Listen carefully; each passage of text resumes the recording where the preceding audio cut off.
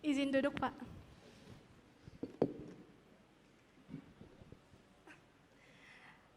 Perkenalkan semuanya, nama saya Rahma. Rahma. Rahma, Ya. ya. Mohon maaf nyempil dikit, sebenarnya saya bukan mahasiswa tapi masih kelas 11 SMA. Ya. Top. Rahma nggak sekolah? Izin, Pak. Izin ya sekolah? Benar. Diizinkan ya? Diizinkan. Alhamdulillah. Boleh tepuk tangan sekali lagi buat Rahma. Wah, hebat kamu. Ya, izin bertanya, Pak. Tapi saya mau nanya ke kakak-kakak yang lain dulu nih. Pendidikan, bukankah pendidikan itu harusnya tempat yang aman bagi semua orang yang ingin berkembang dan bertumbuh? Benar bukan? Betul. Tapi pada nyatanya itu belum terwujud, Pak. Karena kasus perundungan sampai saat ini masih aja menghantui siswa-siswa yang di sekolah.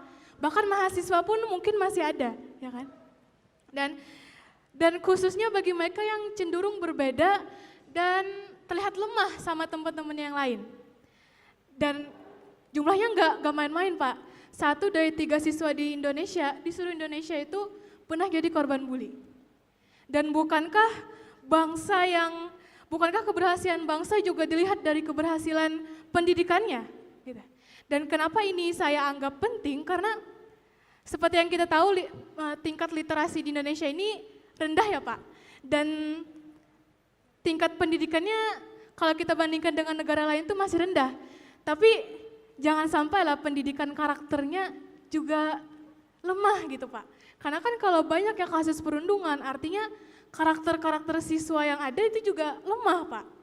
Dan seperti yang kita tahu juga, pemerintah udah ada aksi, itu udah kelihatan banget dan ada peraturan-peraturan juga, tapi gitu-gitu aja, Pak.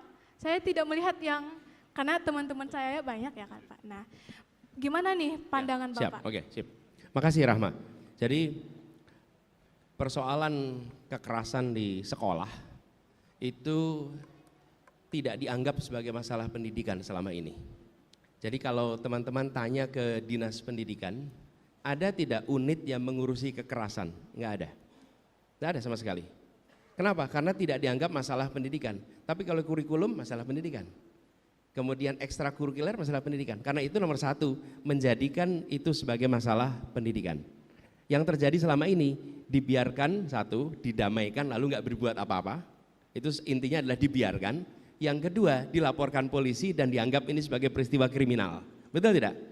Tapi tidak dianggap sebagai masalah pendidikan. Jadi yang kami akan kerjakan 1, dijadikan sebagai masalah pendidikan. Karena masalah pendidikan, maka dibuat unit khusus untuk pencegahan kekerasan, pencegahan perundungan di semua unit-unit pendidikan, termasuk dinas pendidikan.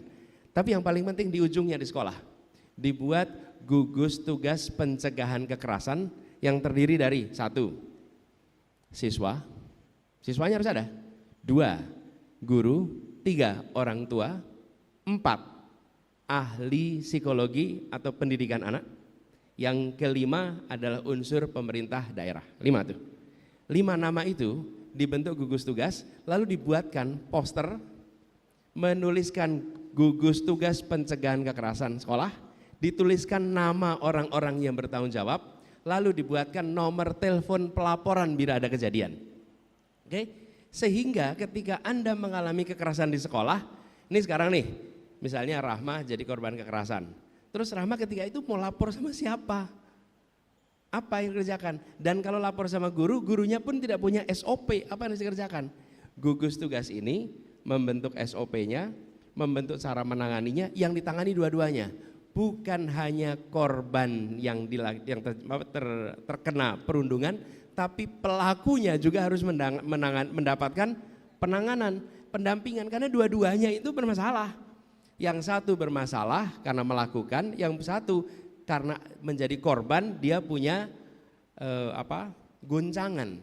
Nah, dengan adanya gugus tugas di setiap sekolah, maka insya Allah kami yakin kita akan bisa menekan jumlahnya. Kedua, mencegah pengulangannya.